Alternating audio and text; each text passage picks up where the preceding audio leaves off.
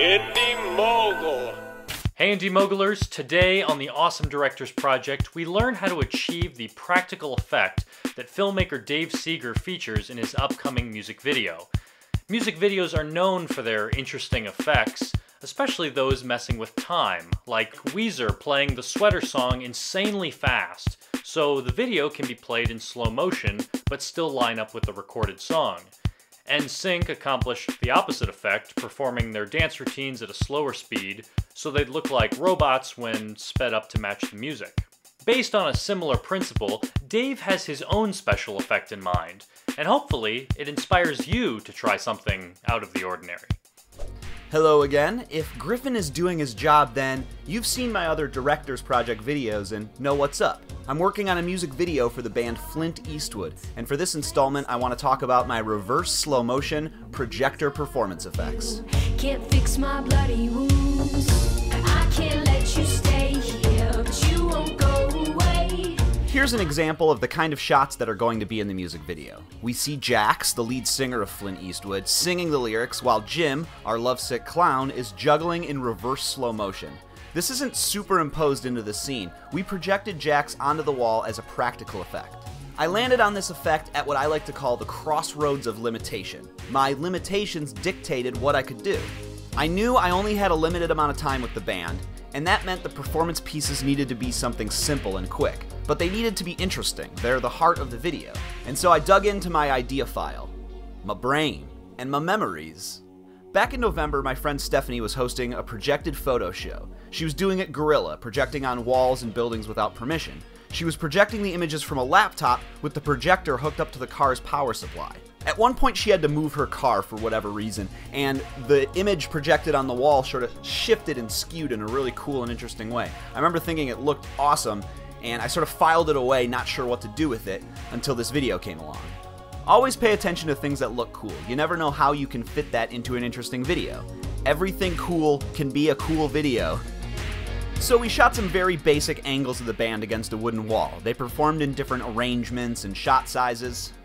I pulled the footage into Final Cut and did the work of reversing it and speeding it up so that when we reverse and slow down our footage, everything will match up. It's kind of like a math problem, you know, x equals y, blah blah blah. If the footage is normally about 30 frames per second and we're recording our slow motion at 120 frames per second in forward motion, then the projector needs to be projecting the band's footage at 400% speed in reverse. Does that make sense? I hate math, but I love when an effect involves this kind of problem solving. I should side note here and explain that to do a slow motion effect, you want to shoot your subject at 60 frames a second or more. Most DSLRs have a 60 frames a second option. Before shooting, I ran several projector effects tests in my bedroom, and it seemed to work out. I shot footage of myself at 60 frames a second, with the projector playing footage of the band reversed at 200% speed. When I imported these clips and conformed them to 30 frames per second and reversed them, I was able to match up with the music, and it all worked out pretty good.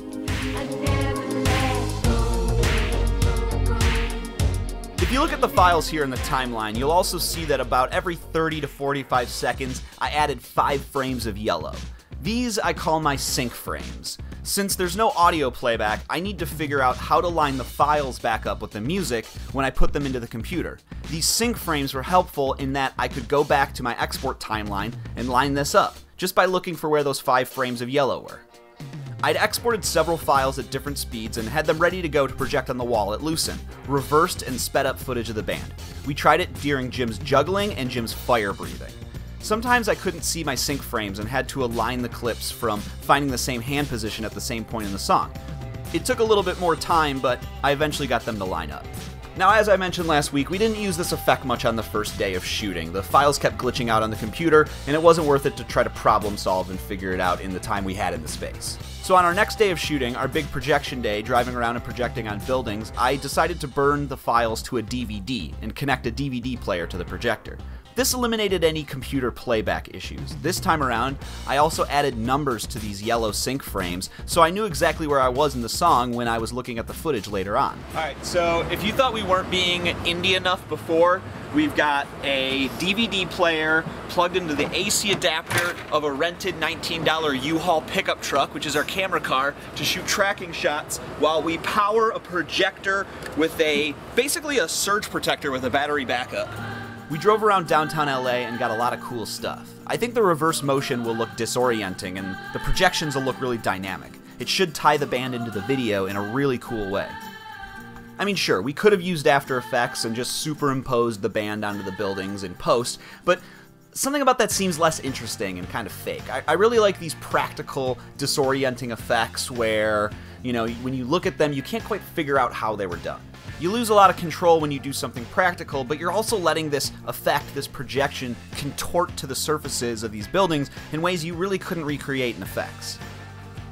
What I hope this tutorial does is demonstrates a way that you can take a simple idea, like projecting an image on a wall, and continue to twist and adapt, reversing it, slowing it down, to make it more and more interesting for your audience. Alright, thanks so much for watching. I really hope you enjoy the Clint Eastwood Rewind music video when it comes out next week. Also, to bide your time, why don't you check out the music video I made recently for the band The Miracles. It's called Pretend, and if you click this thing right here, you can watch it. Also, make sure you subscribe to Dave Seger Official. That's the channel where this Clint Eastwood music video is going to be premiering, and where it's going to live. Also on that channel, I'm going to be posting brushing my teeth tutorials every Wednesday from now until I die. How about that? Alright, check you later, keep your indies mogulin' and your mogulers indie. I'm David Seger. Goodness gracious.